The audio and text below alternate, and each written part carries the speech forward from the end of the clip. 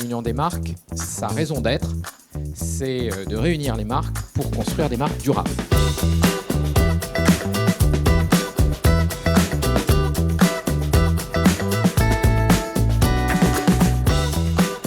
Quelle que soit la structure, eh bien, le sujet est le même. C'est comment est-ce que je m'appuie sur des innovations qui ne sont pas forcément nées chez moi. Il est essentiel de pouvoir collaborer avec des startups.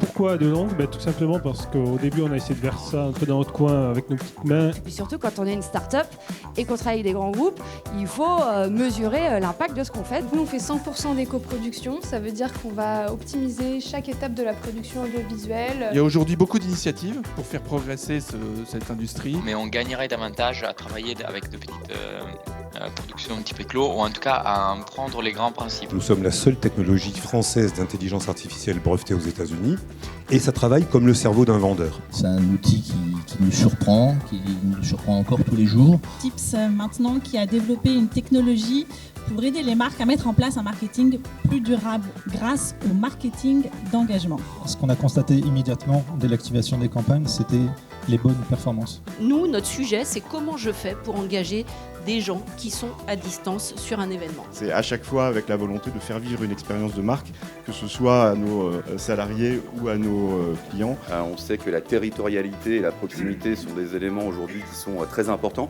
Et bien au final, c'est ce qu'on fait au quotidien chez Wiley.